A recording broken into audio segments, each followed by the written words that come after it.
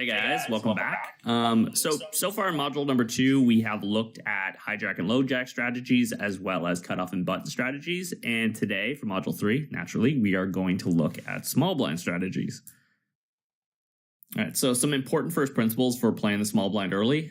Again, this is just sort of like the foundations of what's happening when you're in the small blind in a sit and go, 60 to 80 big blinds deep early.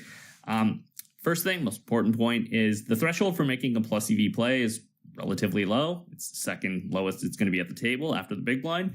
And as long as your hand is making more than losing 60 big blinds per 100 by playing it in whatever manner you play it, that's going to be a better option than folding that hand, which is, a low bar dramatically in this spot. And that's a sort of byproduct of all of those things meshing together. So something strong getting post flop and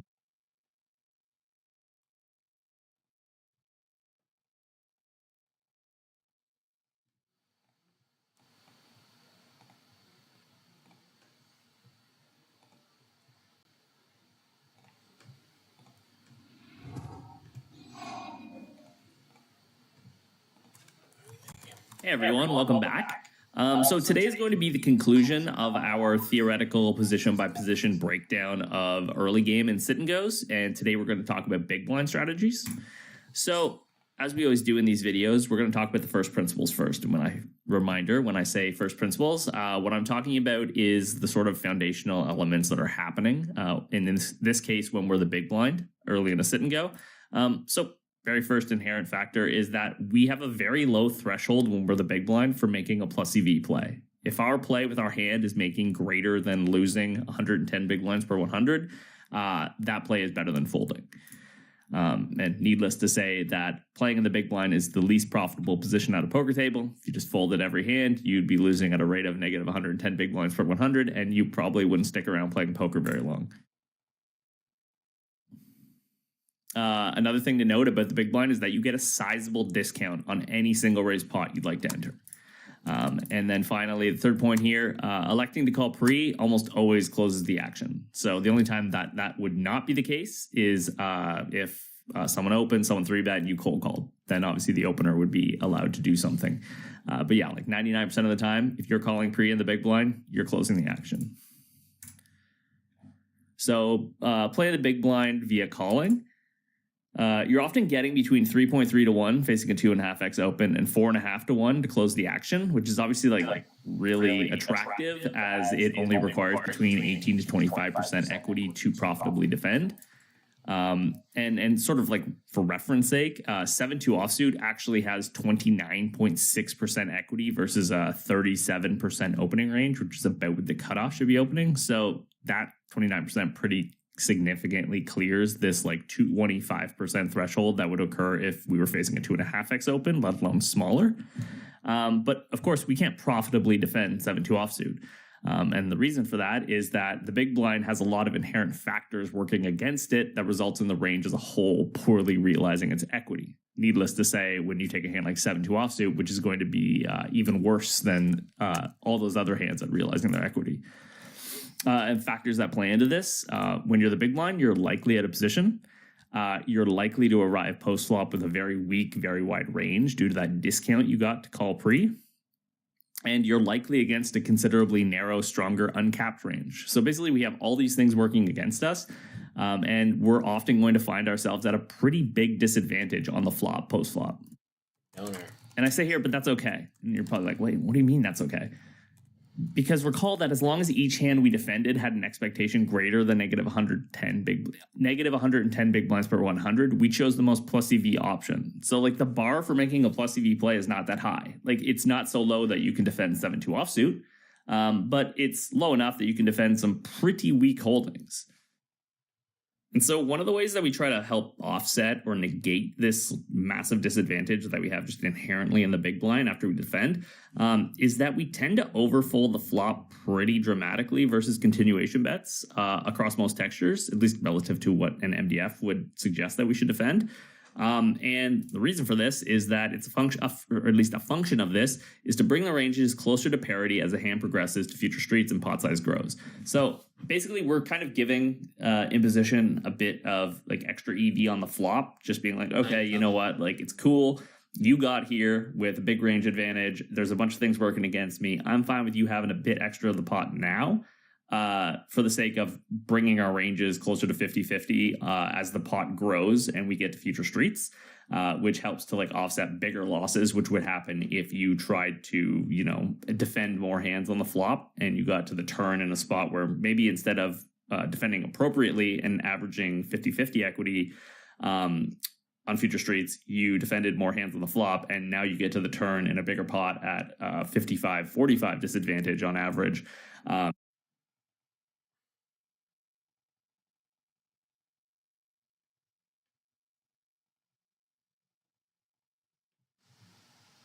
And just leak more EV in the bigger pot.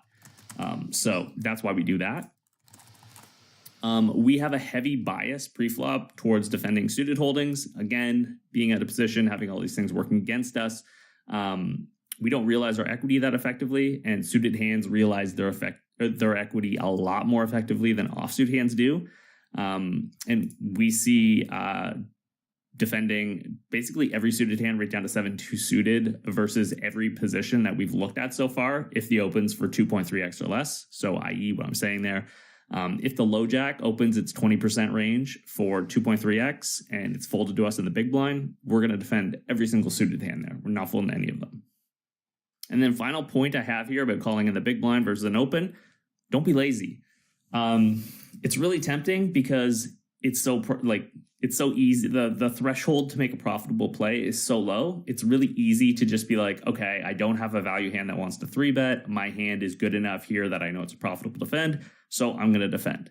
But the reality is we still need to be having some 3-bet bluffs in our range. And a lot of those 3-bet bluffs are going to come from, pretty much all actually, as we'll see later in this video, are going to come, at this stack depth at least, are going to come from the region of profitable defense. So because it's a profitable defend, as well as a hand that would be used as a 3-bet some of the time, I think people just get really lazy and are like, okay, this is a calling hand, I call.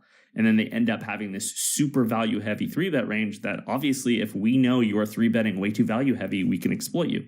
So again, don't be lazy, mix in a 3-bet bluffing range. All right, so we talked about calling in the big blind versus opens. Now we're going to talk about 3-betting. At this stack depth, again, we're looking at about 60 to 80 big blinds deep. The 3-bet range from the BB is mostly constructed in the following manner. You've got your like value region of like, you know, strong holdings, big pairs, big aces, etc. You've got suited playable bluffs. Again, like it's not a pure bluff. It's not pure garbage. It's going to have decent equity post flop. It's going to get some folds with strong optionality. And when I use the word optionality, I use it interchangeably with the word board coverage. What I basically just mean is that, for example, a hand like 7-6 suited has really strong optionality because on really high boards that our value range covers, like, you know, like ace, king X, king, queen X, etc., that's going to be like really attractive bluff. And if we have a board that maybe hits our opponent better and which we don't cover that well with value, i.e. something like 8-6-5 rainbow or something like that, having a hand like 9-7 suited some of the time at a frequency is kind of cool because we've just made a really strong hand and it's going to make a lot of money in that spot that we don't actually hit that well. So that's sort of like the definition of board coverage. Board coverage is really just optionality. And then finally, we have our offsuit big card blocker bluffs. Again, our 3-bet range in the spot doesn't have hands like king deuce offsuit or 9-5 offsuit or something in it. It's just not efficient to use those hands as bluffs. Again, I just said that. Note that at equilibrium, the big blind does not use super polar bottom of range calls as bluffs. You don't have any of these hands that are barely making any money as defends. You don't have any money or hands that are folding pre-flop to the opens. You're just using hands that are pretty clearly making money as a call pre, and they have more money or they have more equity versus the continuing range for our opponent. So that's usually, at least a big part of that, is that the SPR, when we go post flop in these spots after 3-betting out of the big blind, is usually around 3 to 4 at this stack depth. And because of that, because we're a bit deeper, we prefer to have a bit more equity. So we either have like the playable hands, like the suited stuff, or we have something like King 8 offsuit, which, you know, the 8 is obviously going to have a lot more value post flop if we pair up with an 8 than a hand like King Deuce offsuit if we pair the 2. All right, so now that we have a bit of like a theory or a background idea of what we should be doing in terms of like calling and defending versus or calling and 3-betting versus opens, let's take a look at some actual, you know, pictures. So here is 60 big blind versus cutoff range facing a 2.3x open from the cutoff for, I believe the cutoff opens about 37%. Again, this is going to be from rangeconverter.com. This is the equilibrium solution they solve for. The 3-bet size for the big blind in this case is going to be 4x the open, so 9.6 or 9.2, sorry. The 3-bet size that they gave the model or allowed the model was 4x or about 9.2 big blinds. So as you can see here, like just going through what we discussed before, you can see I'm just trying to look for patterns, right? Again, like this is not a case of, I do not want you to try to implement exactly what you see here. For a variety of reasons that I've already discussed. What we're trying to do is take the patterns that we're seeing and how these ranges are constructed and like learning from that. So as we can see here, again, as I said earlier, you're going to defend every single suited hand. You're not going to fold any. And then obviously our folds are going to come from this like shitty offsuit region. In terms of value range, we have like a pretty pronounced, I would say, value range of like 9s plus, ace queen. Obviously, you do some defending here still with some ace queen. And something that's worth noting is that there isn't really this like more linear component to the 3-bet range, at least in terms of the suited hands. Ace jack suited is only in there at a small clip, and then hands like ace 10, ace 9, ace 8, king 10 suited, queen jack suited, they're not in there at all. And then there's only like small frequencies of king jack and king queen. We do use some of these like ace 10 through ace queen offsuit, king 10 through king queen offsuit as 3-bets. But again, that does make some sense to me because those hands are not going to realize their equity as efficiently defending pre. So it isn't as much of a, I guess, opportunity cost to use those hands as 3-bets. Also, obviously, have like when you think of like a hand like king jack offsuit, king 10 offsuit, they're kind of mixed between value and a bluff. They have really good blockers, which is great. If they fold, awesome. If we get post flop, we can make a decently strong hand still. And then as we can see, like there's a lot of density around the suited connector region. 5-4 suited right through to jack 10 suited is being used a lot. In terms of like why queen jack suited, why like half jack 10 suited, why like no queen jack suited, I would assume that's just sort of an inflection point where queen jack suited is just doing a lot better heads up in a single raise pot versus our entire opponent's range versus how it's doing when we 3-bet and the opener calls us. It does make sense that a hand like jack 10 suited is going to get hands that are better than ours to fold now, like king X's and ace X's and some queen X's. While queen jack suited just doesn't get as many hands to fold that are better than it, and it just gets the hands that it's already crushing to fold, so it would rather defend. A lot of these hands down the middle, something that really jumps out to me is this idea of unblocking our opponent's most frequent offsuit, like opens that fold to a 3-bet. So in this case, the cutoff actually opens a lot of like 10-9-0, jack 9-0, queen 9-0, jack 10-0, queen 10-0. It folds the 9x ones like completely 100% weight, pure weight. And then it mostly folds jack 10-0 and queen 10-0 to our 3-bet. So we noticed that our 3-bet range doesn't have a lot of coverage. It doesn't have like almost any 9 kicker, offsuit kicker. I don't even know how to fucking label it when it's like the kicker. So it's worth noting that our 3-bet range doesn't block that region very much. Like we do not have much of this region in our 3-bet bluffing range. And even like the suited combos, obviously they're not making up that many combos when there's only 4 of each.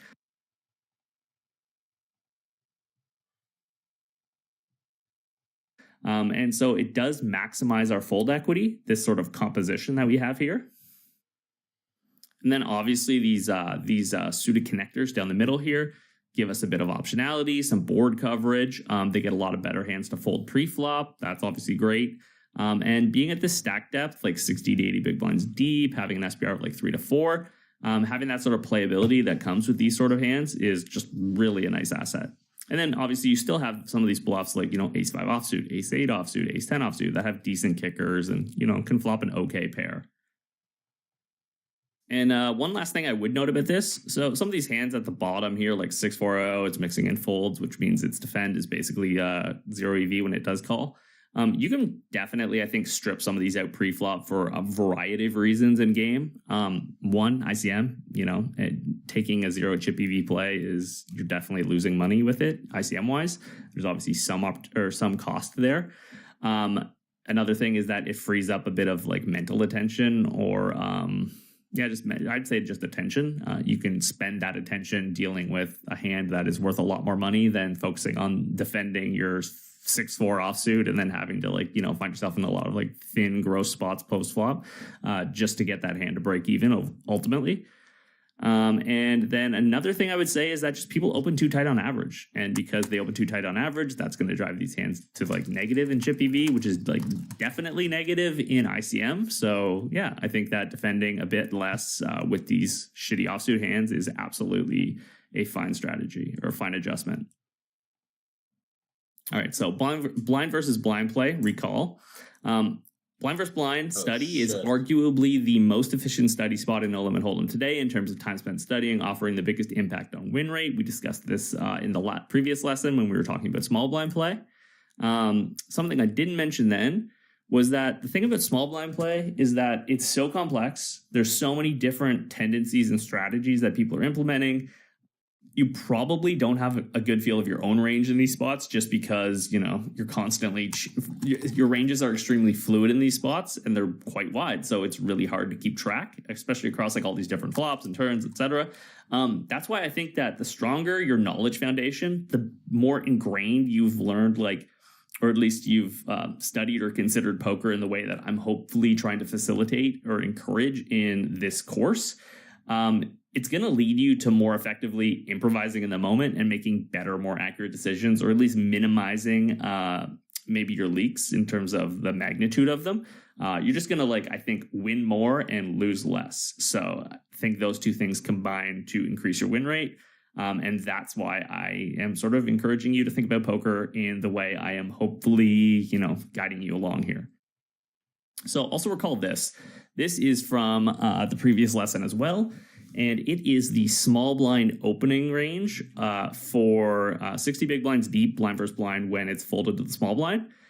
So again, just real quickly this time, since we did this last time, we can see that there aren't really any really shitty offsuit hands in the opening range. It's pretty linear at the top. A lot of these good suited Broadway hands at high frequencies, a lot of stuff down the middle. And then we see a deficit of ace queen suited, ace king suited, ace queen offsuit, because these are the hands that would like to get a limp raise in. And pairs are also in the limp or in both ranges at pretty high frequencies. Hands like 8s and 9s and 10s are in there at the highest frequency for limping because, again, they're not going to do a lot of blocking of the King X and Queen X and Jack X and 10X region, and they become really attractive limp raises. All right, so with everything I just said in mind, let's move on to this. These are again, default strategies, not the strategies you should be trying to copy and implement in practice, but should be the strategies that we're trying to learn from, derive patterns from. So knowing what we know about what the small blind is doing, let's take a look at what the big blind should be doing versus the small blind limp first in. First thing that jumps right off the page at me here is we are using a shit ton of crappy offsuit hands in our ISO range. This ISO range is about 45% of hands, which is pretty sizable. Probably more, my guess would be that it's more than what you're doing right now at the tables. And a really cool quality of this chart that I think really helps you to hone in on what's happening is that these hands in the bottom half mirror each other. When I say mirror, I mean, look at this region here. So it's very high frequency isolate, right? While the same region over here is just a pure check back. And then we look at these suited hands down the middle. They're basically pure weight ISOs, while these offsuit hands are basically pure weight checks. So I think that's pretty cool. This region here, the decent middling cards, they're pretty much pure checking back. And that does make sense when I think about it, because those hands are going to perform better against the limping range than they're going to perform against the range that continues after we ISO. So if we isolate Jack 8 offsuit and our opponent limped Jack 4 offsuit, well, they're just going to fall back to the ISO, and we haven't really benefited from isolating. Whereas if we check and a Jack flops, well, now we've got them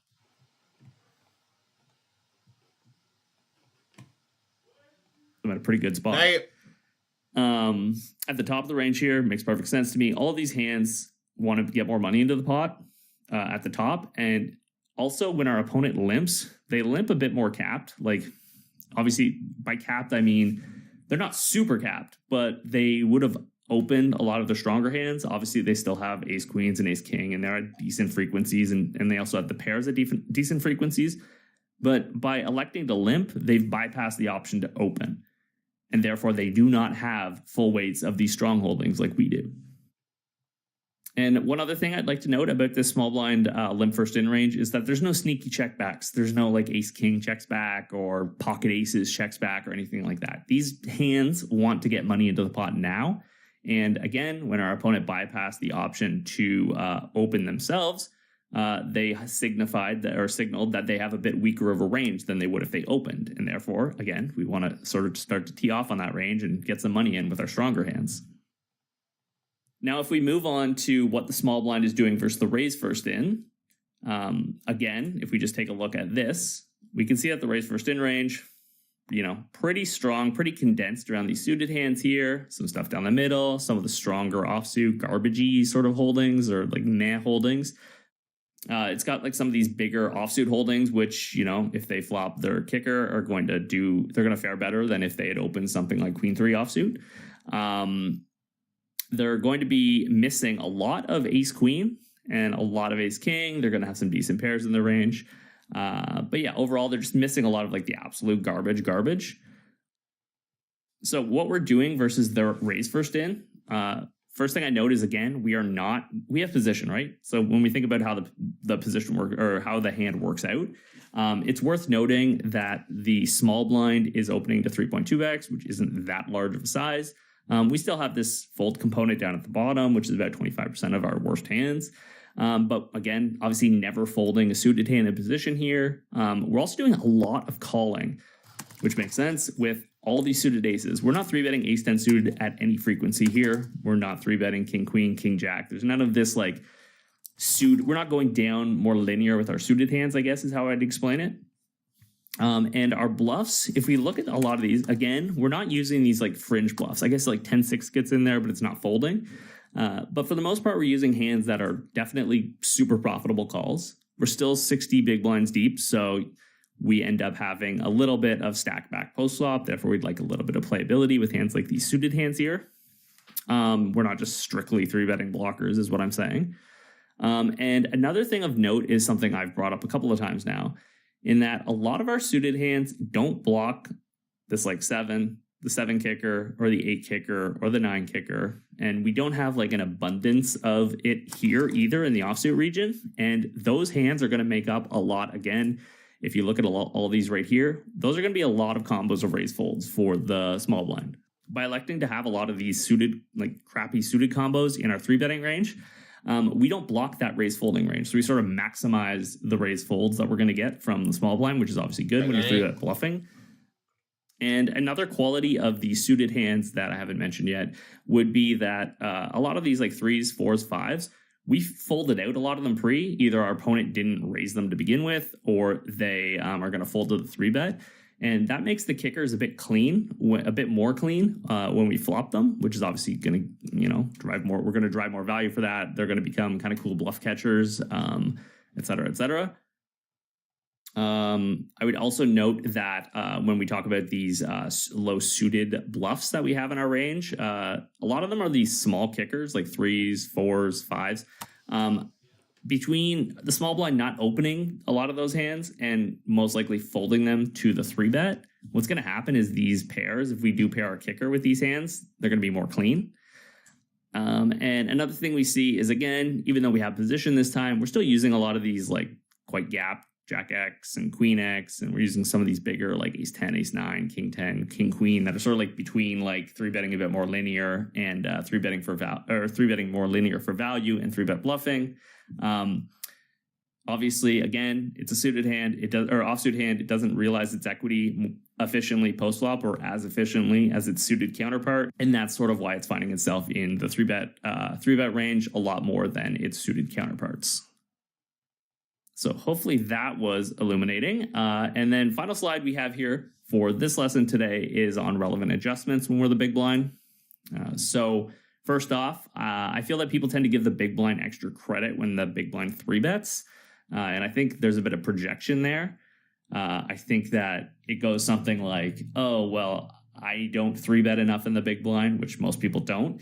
And because I don't 3-bet enough in the big blind, they probably don't 3-bet enough in the big blind. So I'm going to, skew them a bit more towards value, which honestly is probably the right play. It's not going to be against you. It's not going to be against me. But yeah, as a result of this, I think you should try to play around with turning up your bluffing frequency in the big blind and keeping an eye on the results. My guess is people fold a little bit too much pre and they give you a bit too much credit post when you start to like run multiple bets. Another adjustment to make is it's really important to note that people don't open wide enough pre-flop on average. And as a result of that, a lot of those bottom of range holdings that I was talking about before, they're going to be pushed to folds as a result of ICM and even probably in Chippy V. So strip those out would be my recommendation against people that are too tight. And I would also turn down your 3-bet bluffing region. A lot of people that play... there's so much information out there nowadays about what ranges you should be opening from all these positions that on average, I think if someone is opening too tight, they're probably not paying too much attention to what you're doing. And they're probably just focused on what they're doing. I mean, that's a good rule of thumb on average in poker, actually. But either way, I think you should turn down your 3-bet bluffing region, just maybe even strip it and just focus on just milking them with your value holdings. And then finally, the last adjustment is that the pool in my study pretty dramatically limp folds too much blind versus blind. They're just too weak. That range is not protected enough. And as a result, I highly recommend you turn up your ISO frequency with your bluffs. You are already using a really high frequency of those offsuit hands, the offsuit shitty hands at equilibrium. I'd pretty much just go ham with them, almost close to full weights. And I think that that's a pretty effective adjustment to make. And that's going to be it for today. We've now gone through every single position early game and talked a bit about the theory behind how you should be playing those spots. And in the final lesson of module number 2 on early game play, we're going to take a look at adjustments you should be making versus fun players, of which you are going to run into many of them at the low stakes games. And just to sort of figure out how to change your strategy to maximize the amount of money you're taking off these players. So I'll see you then.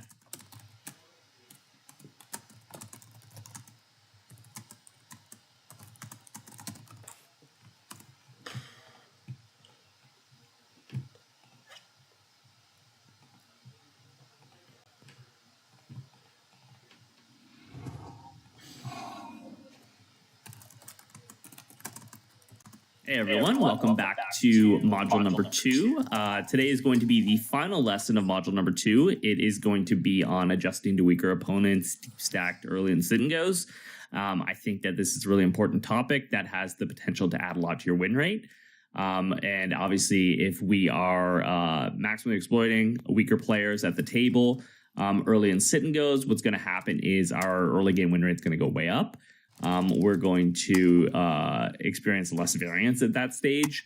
We are going to arrive to the middle and late stages of a sit and go with more chips. And as we discussed before, this is obviously a very lucrative spot to find ourselves. We're going to be allowed to abuse the bubble. We're going to be adding to our win rate in general overall. So yeah, let's just get into it. So the first thing I want to talk today about is more of a general conversation on weaker players and the poker ecosystem. So I thought about this a bit and like, how would I define like a weaker player? A bit thin because they're still going to call negative something. Adding to our win rate in general overall. So yeah, let's just get into it. So the first thing I want to talk today about is more of a general conversation on weaker players and the poker ecosystem. So I thought about this a bit and like, how would I define like a weaker player? And I really like the definition that a weaker player is a player whose strategy in most scenarios is deviating considerably from the like pseudo optimal GTO play. And what I like about that definition is that it sort of like orients our thinking, our thought process towards figuring out how our opponents are deviating and how we take advantage of that. I think that just like labeling someone a fish or a fun player or whatever, again, these like alternative terms for a weaker player. I think just like lazily, it's lazy ultimately. Labeling those players that, we sort of stop thinking after we're like, okay, this guy's bad. But really what we want to be focusing on is exactly how they're bad. Because once we know that, we can figure out how to like attack this player and extract the most EV from them. So in most poker variants, it is difficult to overcome the rake without the presence of at least one of the following. Remember, poker is a negative-sum game. So if like all the players were of equal skill level, then they would all lose because of the rake. So at least one of the following needs to be true for people to be able to make money, generally. You need very substantial rake back. Like I'm talking like huge amounts, like Supernova Elite style, like 70% plus. Or you need fun players. And luckily for us in poker, there are a lot of those, and that is sort of what makes the games profitable. So fun players play a huge role in determining which games are popular and which games are profitable. Generally, like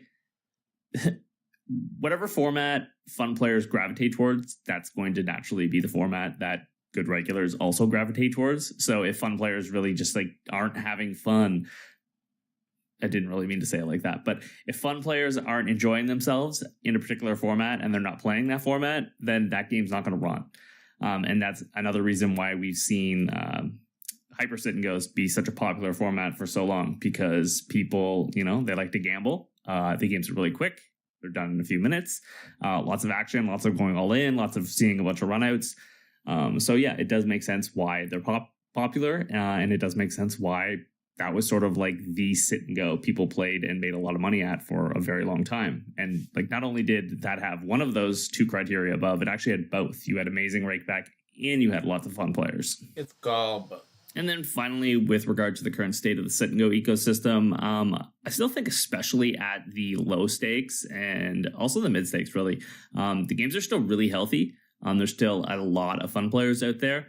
And one of the cool things about sit and goes is something I've talked about before in this series, is that it's really insulated, it feels like. You know, there's a lot of fun players that are basically regulars at this point. They just really like the format they play. They keep coming back. And what's kind of cool is that, unlike in something like an MTT, you actually get to build legitimate samples on these fun players. Like, we're talking like, I have probably a few fish that I have like thousands of hands on, and you can actually see these like very unique frequencies post flop and pre flop that you just don't really get to build a sample on when you are playing a tournament with fun player, for example. So yeah, like I said, I think the games are still very healthy. All right, so the next slide is on distinguishing between weaker players. I think this is really important. Sort of my pet peeve, I guess, is when I'm watching a Twitch stream or when I am, you know, doing a hand history review for someone, and someone just points out or that this player's a fish, or, you know, you'll see them, they have one like generic tag for every single play, every single fish. It's like, oh, this player's bad. They did something that's clearly wrong, and they just slap a fish tag on them. In terms of like why I think that that's an issue, a one-size-fits-all fun player tag doesn't tell us anything about the player's tendencies, nor give clues as to how to go about exploiting that player. You know, they could be running 83-61 pre-flop, or they could be running 70-0, and you have the same tag on both those players, and how you are going to exploit those players is going to be dramatically different, so that like just one fun player tag doesn't actually help at all. And so like my solution that I've come up with to this problem is sort of like twofold.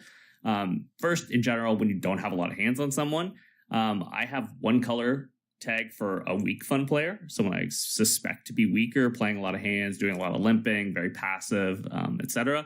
And then I have another one for aggressive players, and I sort of would advocate something that I use is like a signal light system, sort of. I have a red tag for like the maniacs to tell me to like pump the brakes a little bit, like to not like go crazy. And then I have a green tag for the weaker players because those are the ones I really want to tee off on. And as I also mentioned here, different shades of that. You could take like those two colors that you choose and have different shades meaning different things. So for example, the weaker player that's like green, maybe a bright green is like an especially weak passive player, or maybe it's a player that plays something like, you know, like 70-15 or something. Like they're going to open their strong hands, but they're going to limp exclusively weak. This is the type of player that when they limp, I'm going to really want to tee off on. And then maybe I have like a very light purple color for someone that plays more like 25 or something, you know, like they open like the top hands, but then they have this like more narrow, stronger limping range. They're still like a weak player, but they're not playing like, you know, they're not limping 3-2 suited or something like that. So for the purpose of this video, we're going to focus mostly on, or almost exclusively on weaker players who are more passive, because this tends to be like, if we think of it from like a Bayesian point of view, I would say that like the vast majority of weaker players, of fun players, are players who just like to play a lot of pots, and not necessarily in an aggressive manner. Obviously, there's still, you have some absolute nut jobs out there, but I think they're in the minority in terms of like the fun player, the fish player pool as a whole. So we're going to focus on specifically limp pots because this is something you're going to see a lot of at low stakes. And I also think that there's the opportunity to make a lot of money in them. So adjusting to limpers. Limping when deeper stacked is generally a reliable indicator of a weaker opponent. Definitely true. Excluding blind versus blind, obviously, it makes sense to have a pretty like predominant, or it makes sense to have a large proponent of limping in that spot. Appreciate how the situation has changed pre-flop after somebody limps. This is very important. So there's usually like 2 to 2.5 big blinds in the pot to begin with antes and the blinds. When another person puts in 1 big blind, now we're talking about like a 40 to 50% increase in the size of the pot. And like not only has the pot increased, the player voluntarily putting money in the pot has usually capped themselves, since they usually open the strongest hands. Maybe they like open most of their strong hands but limp aces or something. You see that all the time. But yeah, and they've generally done so with a wide weak range. And our response obviously is to attack that person. Now, obviously, there are exceptions. You have the type of player who I mentioned before is playing, you know, like 25 or something like that, and actually has like a reasonably strong range. They just limped it instead of opening. Obviously, this is a type of player you need to be a bit more careful with, do more limping behind, stuff like that. But overwhelmingly, I think that when you see someone limp, they are much more likely to be someone that's running like something like 65 or something like that, just trying to play a lot of hands. All right, so pre-flop tips and adjustments for dealing with limpers. We're going to split this into like in position and out of position for hero. So when hero's in position, your goal is basically just to get the pot heads up, right, as frequently as you can.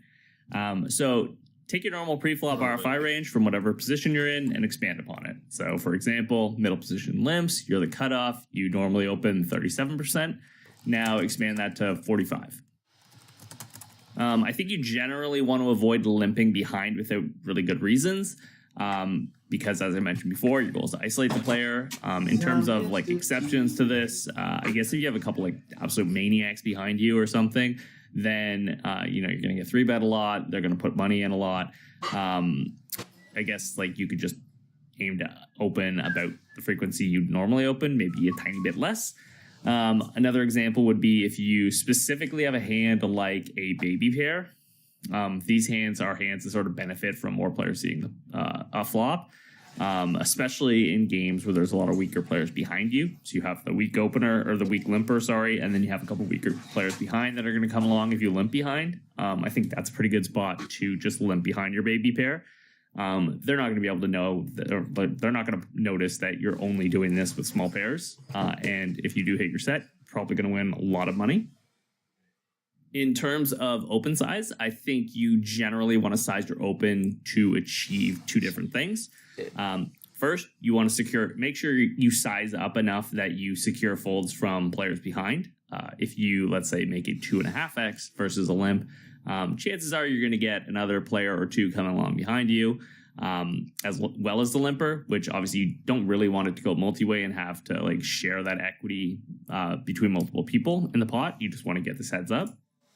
And also you want to pick a size that is like big enough to get folds from those behind, but you want to ensure also that you maximize the post-flop SPR. We have position. We want to take advantage of it. The deeper the SPR, the more advantage we're going to have. I would note that against specifically players who are the players we want to be playing against, those players playing like 70-20 where they like open their best hands and they're opening exclusively weak. Against those players in particular, we're not as concerned with them actually folding because we're opening a linear range and they're limping a very weak range and going to continue with a weak range. So we've just inflated the pot in position with like a nice range advantage against a weaker opponent. That's pretty much exactly what the dream spot is in poker. So manufacturing folds from that limper is not necessarily one of the things we're trying to achieve. Obviously, if they do fold, that's great. But basically, I think that in terms of the size we should opt for, it's usually something around 3.5x when we're in position.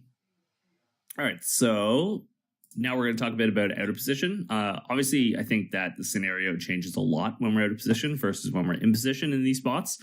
In terms of the composition of the range that we want to ISO, I guess first I'd say that we're going to do way more. This should be obvious, I think. But we're going to do some checking behind when we're the big blind. We're going to do some completing when we're the small blind. But when we do ISO, I think that in terms of composition, we want to be very linear at the top. Again, I think that most limpers are missing almost all, if not all, of their strongest hands. So we push a lot of equity with those hands, like, even like a hand like Ace Jack offsuit or Ace 10 offsuit or something like that. So I definitely think you want to be isolating more linear with the value region of your range. Where I think that we get into a bit of trouble, or where I could see it going either way, is with hands like Queen 10 offsuit or Jack 10 offsuit, something like this. We're going to be we're going to be isolating to a bit bigger of a size when we're out of position. And I think that a hand like Jack 10-0 or Queen 10-0, it does better in just like the limp pot against the entire range, even though we're going to go multi-way. We keep in like, let's say, all the big blinds like Jack 3 suiteds and stuff like that. And same with the open limper. Whereas when we ISO to the larger size with those hands, I think we fold out a lot of hands that we dominate. And we kind of have like a tricky-ish hand to play post-flop out of position with like a weird SPR. And as well, I don't think that we're doing amazing versus the range that continues versus our ISO. So I'd rather like keep those hands in my completing range in the small blind, and I'd rather use these hands like I mentioned here, the sort of like big high card hands with decent kickers that are offsuit. I think that there's less of a danger of us playing a big pot like with reverse implieds. I think that with a hand like King 6 offsuit or Jack 7-0 or something, if we pair up our kicker, we still have a decent holding, and we're going to play cautious with it probably. And there isn't really a massive risk of losing a big pot that frequently. And I'd also note that, like, we're using hands like King 6-0, Queen 8-0. We're not using like King 2 offsuit or Queen 3 offsuit or something like that. So we're not like super polar, or like 7-2, 7-3 offsuit, something like that. We're not like super polar. We're just using hands that are sort of like, they have like either a lot of equity or like a decent amount of equity, instead of that really awkward middle region. I'd also note that if we're playing an opponent that we think is just like, they're not limping strong, but they're also just never going to fold to our ISO, like regardless of size, then I would say to strip that bluffing region and just go exclusively linear with whatever your ISO range is for value. That would be the way I would adjust. In terms of like what size we're choosing out of position, I think while we had 2 objectives in the in position spot, when we're out of position, there's 3. We want to get some folds on the limper. I think that this becomes more important when we're out of position. We want to reduce the SPR, which will help minimize our positional disadvantage. Well, we had the advantage before. Now we have a disadvantage. So, we just like to get a bunch of money in and reduce that SPR down like, 3.5 or something, instead of, when we size in position, we end up having an SPR close to like probably like 7 or 8. when we go to 3.5x. And as a result, I think that you want to be sizing like 4.5 to 5 big blinds at a position here, probably to give yourself the best price on a bluff, get the big blind out of the pot, and also manufacture some folds from the imposition player, the limper. So in terms of some like post-flop tips and adjustments, the way we're going to go through this is by street.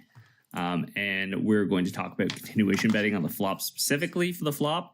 And we're going to split this into in position and out of position. So in terms of when we're in position and C betting, I think that the best thing to do is pretty much just a continuation bet close to range when we're in position. I think that what tends to happen is fun players, one, you're pushing a lot of equity generally on the flop because of the way the ranges interact, but also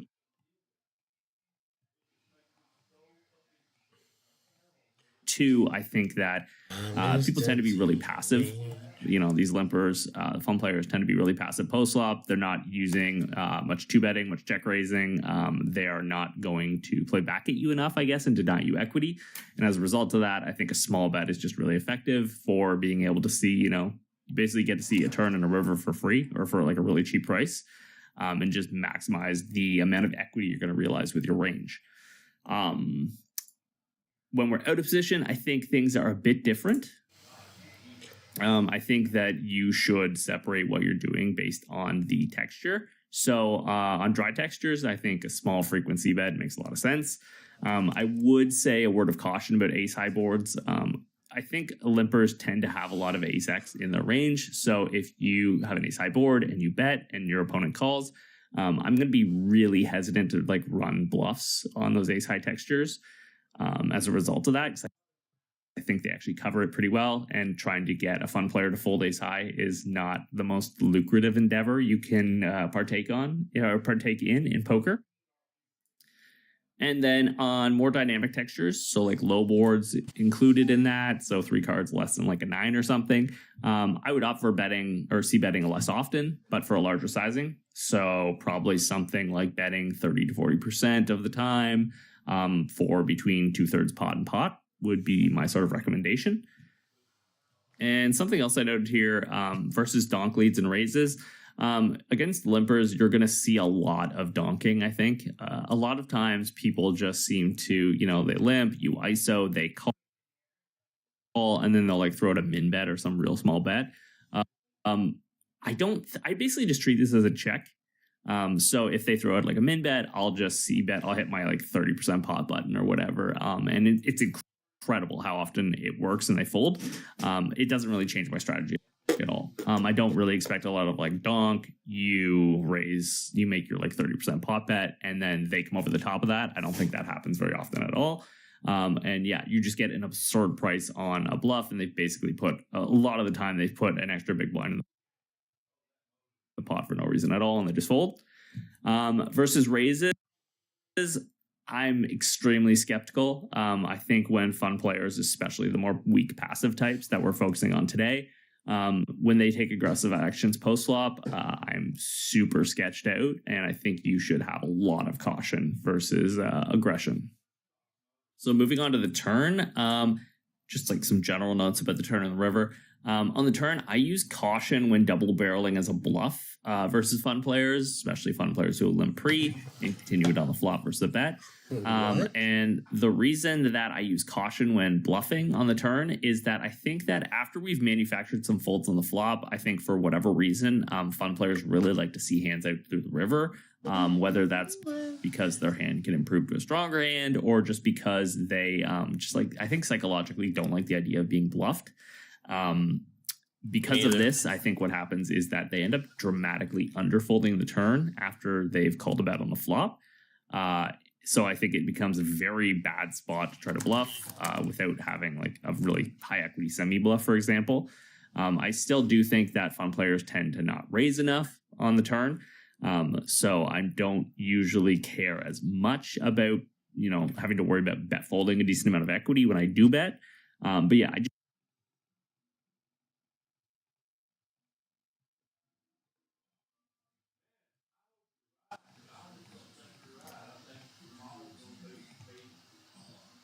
shy away from using like low equity bluffs unless the turn is like like the nut card for your range. And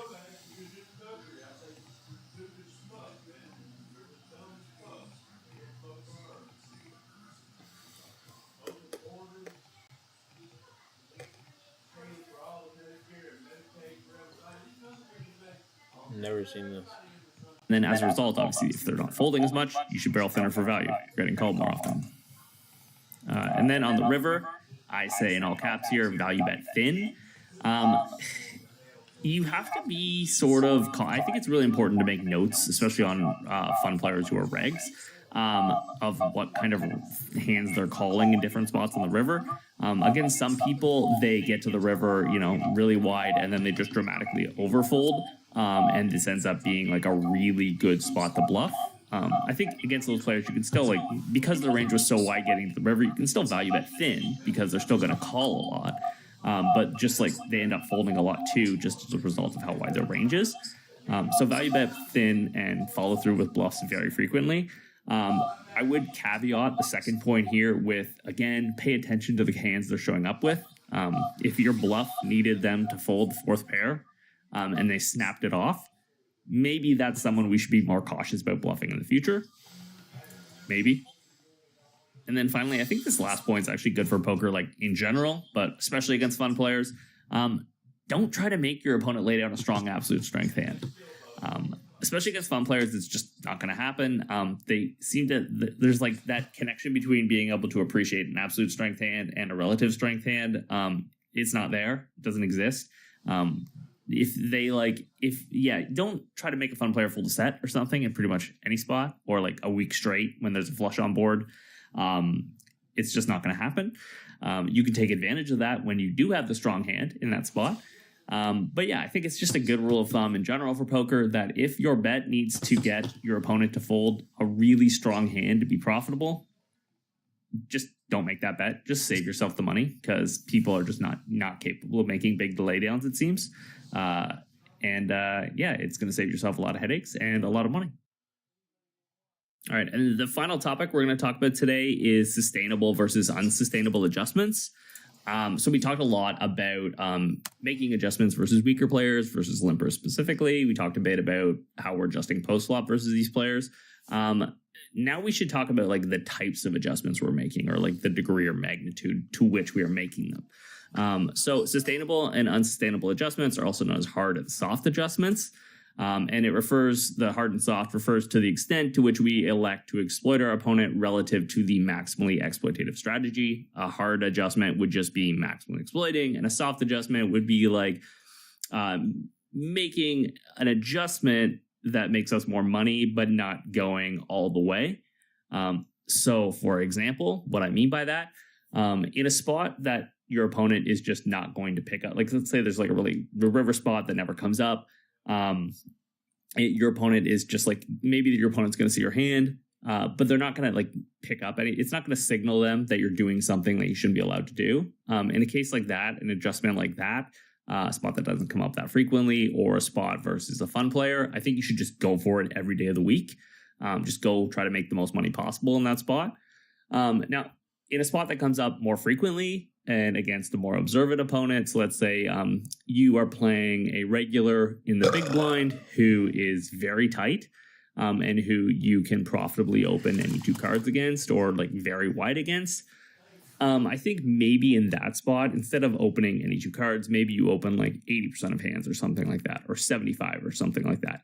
Because it's more likely that if they see 7-2-0 and they're a regular, they're probably going to be whoa, what's that guy doing? They can't do that. Whereas if they see something 8-2 suited or 8-3 suited, maybe they're not going to be it's not going to jump into their mind immediately. A light bulb's not going to go off. And it's just a lot more likely that you're going to be able to continue to exploit that spot in the future. And that's how you're going to make the most money possible. So you don't have to make the most money possible every single time that spot comes up, because then they're going to adjust, and then all of a sudden you lost that lucrative spot. So examples of this sustainable versus unsustainable adjustments, I made a little chart here of some. So any post-flop node versus a fun player is what I would consider a sustainable spot that we should just 100% go for the maximally exploitative strategy every single time. This was an example I just gave here. The second one, pre-flop ATC steal opportunity versus a weak semi-regular or regular in the big blind. I think this is an unsustainable exploit to just go for every single time. I think it's better to make like a soft adjustment. So instead of opening 60%, you open something like 75, 80% against this person. And I think it's more likely that that exploit is going to be there for you in the long term against that player than if you just like went for it right now and they saw that you opened 7-2 offsuit one time. And then finally, the last scenario, a river range bluff opportunity versus a good regular. I would argue that this is a sustainable spot. It's a spot that doesn't come up that frequently. They don't necessarily know what your range is. You've probably narrowed your range by the time it's gotten to the river. There's a good chance your hand is a hand that at least mixes at equilibrium. I think if you identify this spot as a spot where your opponent has a weak range on average, you've got like a lot of nut combos, and they're just going to have a very hard time hitting an MDF. I think that is a spot where you just take all the bluffs in your range, just always bet them, always shove them in. And I think that is going to have you making the most money possible in that spot. And I do think it is sustainable because that spot's just not going to come up that much. And it's less likely that your opponent will, sort of identify that as like something you shouldn't be doing. All right. So that's going to wrap module number 2 on deep stack play. In the next lesson, we are going to the first lesson of module number 3, which is going to be on more mid-game play. And what we're going to do is actually take a look at our strategies that we looked at in the previous lessons of this module, and we're going to compare it to what we should be doing in the mid stages of a sit and go. And we're going to compare those ranges and see how they're changing, why they're changing, and sort of talk about the underlying mechanics. So I'll see you guys next time.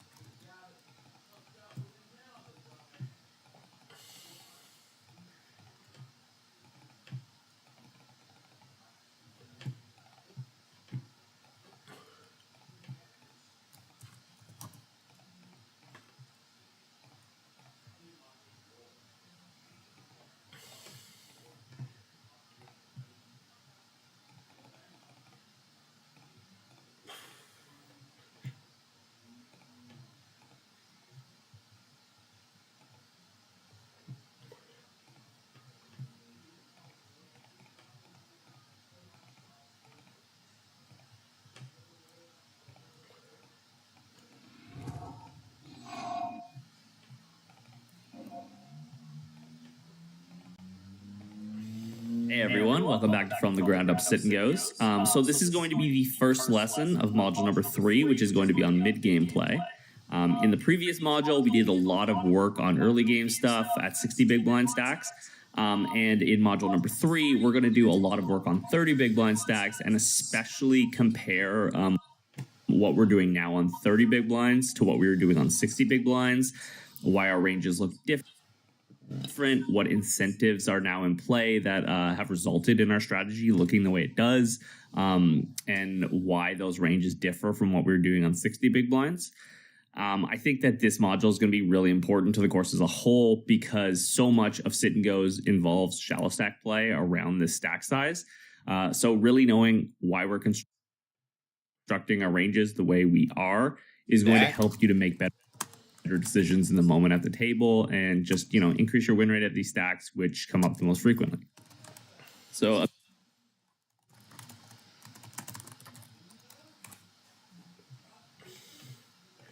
a bit of a module overview here. We're going to focus on 30 big blind play in this module. The reason I chose 30 big blinds is because I think it's a really good catch-all for the average stack size.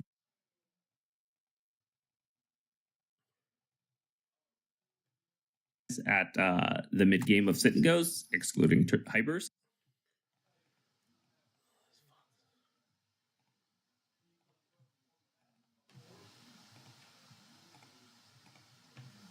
I think sometimes you're a little deeper, sometimes you're a little shallow.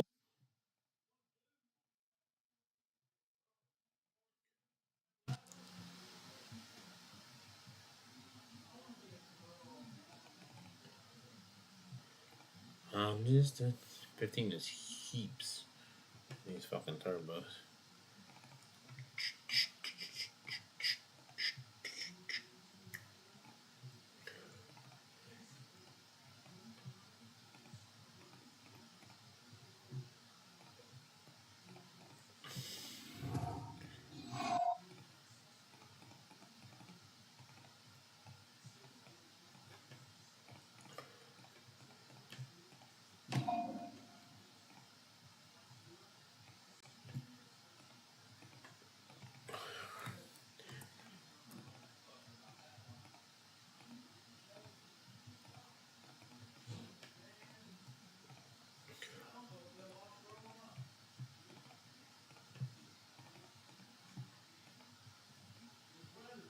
I think sometimes you're a little deeper, sometimes you're a little shallower, but I think like most importantly, it really highlights the difference between, there's a big distinction between what your ranges look like on 60 big blinds and what your ranges look like on 30.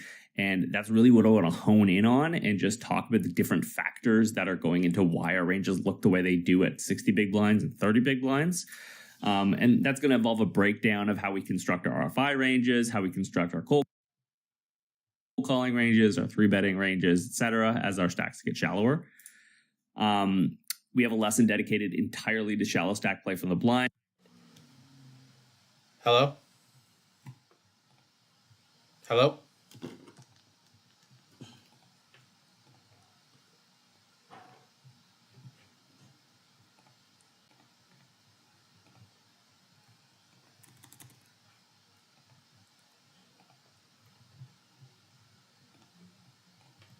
Hello? Hello? Yes? Oh. Hi, I am the assistant to the director here for the Economic Impact Assistance Division. How are...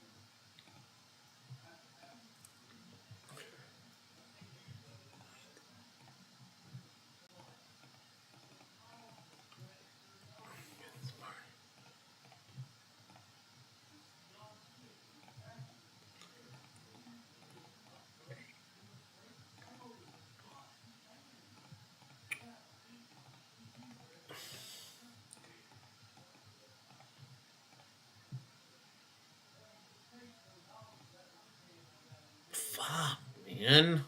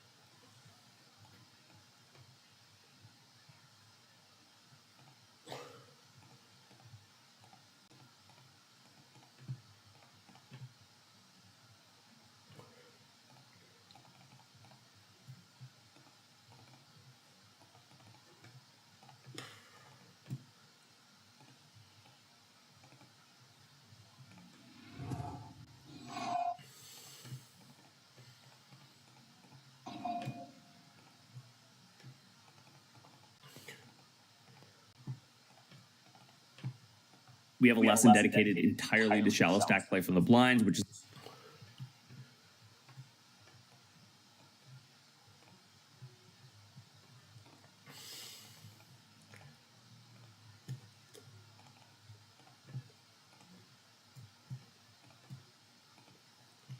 obviously very important as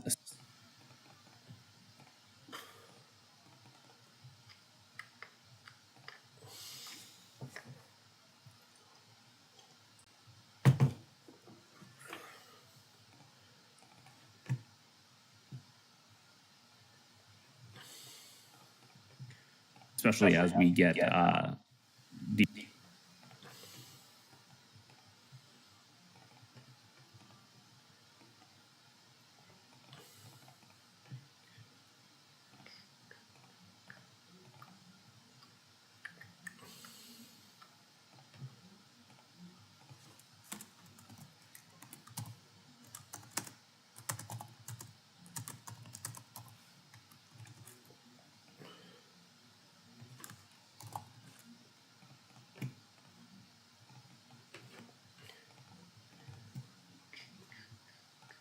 Deeper into a sit and go.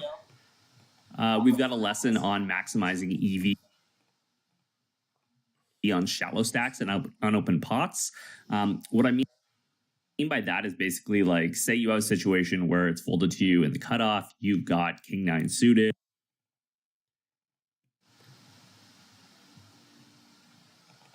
in 14 big blinds or something. You're trying to decide whether shoving's the best play, raise calling, limping, etc. We're going to talk about what hand subsets tend to prefer to go into which of those nodes in that spot, why that's the case. We're going to talk about how the tendencies of opponents behind are going to sort of incentivize you to slide those hands from one node to another. All of these things. So something we talked about in module number 2 was this idea of using a heuristic to sort of compensate for or address the fact that I think that deeper stacked ICM sims are highly flawed. I just think that there's a ton of uncertainty, and that uncertainty leads to a bunch of error. Basically, we have this like really flimsy model, and then we take that flimsy model and we add like 3 other layers of complexity and uncertainty on top of that. And I think the results that we end up getting are just kind of trash. So as a result, I suggested using a heuristic for how you are taking ICM into account when you are playing early in sit and goes. For the mid game, it's going to be similar for MTT sit and goes, as I mentioned before, and I mentioned why that's going to be the case. So yes, what we're going to talk about here is mostly applicable to MTT sit and go formats, not so much something like a single table format where you're closer to the money and ICM is heavier at that point. So if you recall our early game heuristic, it was that the more chips I invest in the pot early, the less willing I am to do so in a thin spot, i.e. with a super thin value bet or break even bluff. What I mean by like the more chips is like, if I have to put the last half of my stack in on the river, making a bluff that I think is probably not going to make that much money, best case scenario, in that spot, I'm probably just going to pass on taking that bluff. As a result of that, I think that I just have more EV with my stack in the like future hands than I do in this exact spot. And I'd like to fade that because I don't think that that play is probably making me money. Maybe it makes me a few chips, but it's not making me money. And so with that in mind, in terms of our new mid-game heuristic for MTT sit and goes at least, I think you should pass on thin spots or be focused on passing on thin spots just to sort of, there is ICM. It is probably a bit heavier than it was at the beginning of the sit and go. But you should be mindful of and willing to take thin spots when you note that the future game EV is high. So and I'm not saying that you should be taking chip spots that are like not making chips. If they're not making chips, they're definitely not making money with ICM by definition. So anything you take, like maybe if you ran it through some perfect calculator, it would tell you that taking this call off in this spot or taking this shove is negative dollar EV. But it would obviously still make chips. And if you get all in this spot, either you call off a shove or you shove and get called, and you win and double or whatever it is, acquire more chips, as a result of your stack and the other stacks at the table and the fact maybe you're coming up on the bubble in a little bit and you're going to get there with chips more often. When I say future game EV being high, that's basically what I mean. You in future hands are going to have a stack in a distribution due to ICM or because of the stacks that chips are going to flow to you.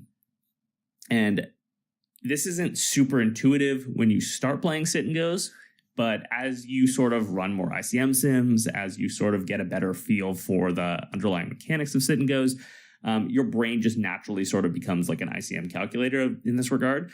And you can easily note like which spots, okay, well, if I call off in the spot and I double, which I will pretty often, I'm going to have this big stack, like a top 3 stack. We're 10 people from the bubble. We're probably going to be on the bubble in about 10 minutes, 5 minutes. Chips are going to flow to me because I've got this big stack. I've also got 2 weaker players to my left. They're just going to do way too much folding, et cetera, et cetera, et cetera.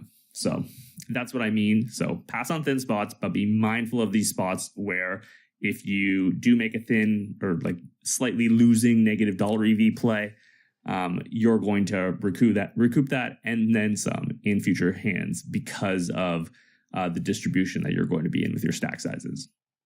So let's do like what I think are the most common mid-game leaks. These are things that you should probably keep in mind as we go through this module because they are going to be things I'm addressing as I'm talking about our strategies and how they've shifted from 60 big blinds to 30 and why they've done that. And then you can probably interpret why people are making these mistakes. So static opening ranges, whether a person's on 60 big blinds or 30 big blinds, they're sort of just like opening the same ranges everywhere. Obviously, that's a clear mistake. It's pretty easy to note too. Inefficient range construction, hand selection. So just in general, as we get shallower, we tend to prefer to have blocker holdings in the fringe part of our opening ranges and less so hands that, you know, like can make a set with like a baby pair or some like sort of like low, pretty suited hand, like 8-6 suited or something. For most positions, if you start seeing those hands in people's opening ranges, that's usually like it should be a signal to you that they're probably constructing the ranges inefficiently. Another example of a common mid-game leak would be RFI frequencies that cannot be supported at a given stack size, vulnerable to reships. What I mean by that is just like naturally as a result of the fact that you're opening off a 20 big blind stack in the cutoff, if you're opening like 40%, you're opening yourself up to sort of incentivizing those players behind you to like massively expand their reshipping ranges, and you're just not going to be able to adequately protect that range. We're going to talk a bit in the future in this video about why that's the case and why even though maybe you are like, oh, well, I just raise call wider, why that's actually not increasing your EV in that spot. 3-betting frequencies that cannot be supported in an attempt to leverage shallow stacks, vulnerable to 4-bets. Similar to the prior point, what I mean by that is just there's a lot of like leveraging that goes on, it seems, in MTTs and sit and goes at shallow stacks where you open the hijack and the cutoff or button has like 22 big blinds or something and they 3-bet and they look like super strong. Well, just as a nature or a natural byproduct of how cheap of a price you're going to get to 4-bet jam in that spot, they can't do a lot of 3-bet folding. And if they cross that sort of like threshold between 3-bet calling off adequately and 3-bet folding too much, they pretty quickly get to the spot where you're just incentivized to pile it in with the 4-bet a huge percentage of the time, and they're super profitable. And then the last, like, most common mid-game leak I see personally at the tables a lot, people defaulting towards taking plays that are plus EV, but not necessarily the most plus EV. I think people have a bias towards taking, especially pre-flop plays that involve them just shoving all in, whether that be reshipping or open jamming. If they're like, oh, I know that reshipping this is profitable, then they're doing it. But it's possible, and it's likely in a lot of cases, that calling with that hand would actually make them more money, or doing something like clicking it or making a small 3-bet actually ends up making them more money than their definitely plus EV reship, but not most plus EV reship.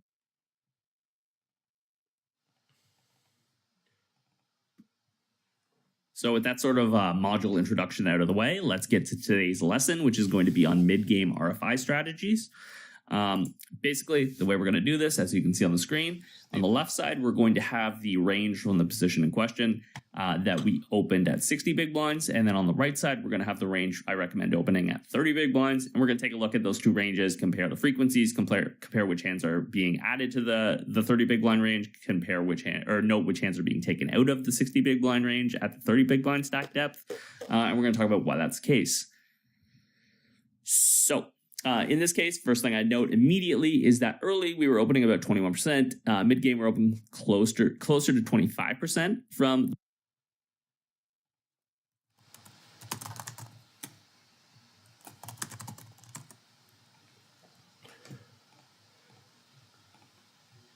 the low jack, and this is going to be similar in the hijack. We're going to see an increase in frequency. In terms of why that's the case, again, like I'd sit and think about it for a second.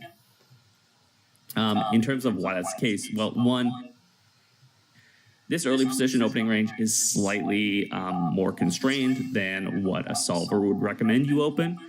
The reason I did this was that I removed a bunch of like mixed frequency opens for a few reasons. One, if they're mixing between fold and open, what that means by definition is that they are both making 0 EV, the open and the fold. And if a hand's not making chips, then it's definitely losing money when you consider ICM and rake. So as a result, I just took those out. It wasn't just for that reason. When you're early deeper, you find yourself more often playing pots against the cutoff button out of position with a deeper SPR, which is you're going to find yourself in more awkward spots with those break-even hands. So I just decided to completely strip those out and sort of avoid a headache and just allow you to focus your mental attention and capacity on other tables, I guess. And you're not really going to lose probably almost anything from your strategy. Maybe you're actually going to gain some because maybe you were going to play those hands